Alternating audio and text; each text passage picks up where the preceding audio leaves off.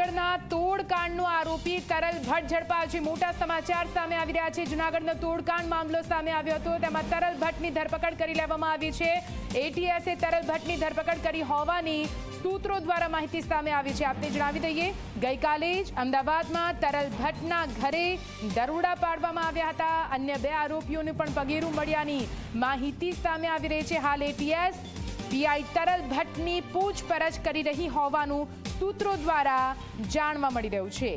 જૂનાગઢનો તોડકાંડનો પૂરો મામલો સામે આવ્યો હતો, તેમાં આરોપી તરલ ભટ્ટ જેનો ધરપકડ કરી લેવામાં આવી હોવાનું હાલ તો સૂત્રો દ્વારા સામે આવ્યું છે। ગઈકાલે જ અમદાવાદમાં પીઆઈ તરલ ભટ્ટના ઘરે દરોડા પાડવામાં આવ્યા હતા।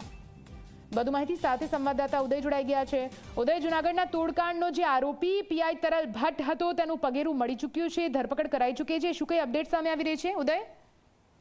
જરૂરથી નિધિ, વાત કરવામાં આવે તો જે પ્રમાણે જૂનાગઢની અંદર જે તોડકાંડ આખો મામલે સામે આવ્યો હતો અને જેની અંદર એકાઉન્ટ ફ્રીઝ થયા હોય અને છૂટા કરવા માટેથી પૈસા જે માંગવામાં આવતા હતા, તેને લઈને એસઓજીના પીઆઈ ગોહિલ સહિત જે છે 3 પોલીસ કર્મચારી, પોલીસ ઇન્સ્પેક્ટર સહિત વિરુદ્ધ ફરિયાદ નોંધાઈ હતી। ફરિયાદ નોંધાવવાની સાથે જ આ તમામ લોકો જે છે એ નાસ્તા ફરતા હતા, ત્યારે આખી આ તપાસ જે છે ગુજરાત એટીએસને સોંપવામાં આવી અને ગુજરાત એટીએસે તપાસ હાથ લીધી। હાથ લેતાની સાથે જ તપાસનો ધમધમાટ જે છે ગુજરાત એટીએસે શરૂ કર્યો હતો, જેની અંદર ગઈકાલની જે વાત કરવામાં આવે તો જે પોલીસ ઇન્સ્પેક્ટર હતા તરલ ભટ્ટ, એમના ઘરે દરોડા પાડવામાં સર્ચ ઓપરેશન કરવામાં આવેલું હતું, તેની ધરપકડ જે છે અત્યારે કરી લેવામાં આવેલી છે અને ગુજરાત એટીએસ ખાતેની જે છે પૂછપરછ અત્યારે ચાલી રહી છે।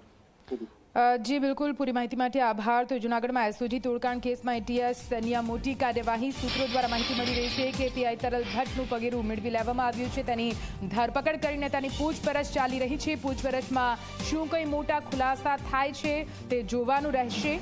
જૂનાગઢ એસઓજીની 315 જેટલી બેંક એકાઉન્ટની તપાસ હાથ ધરવામાં આવી હતી અને તેમાં સમગ્ર મામલાનો પર્દાફાશ થયો હતો।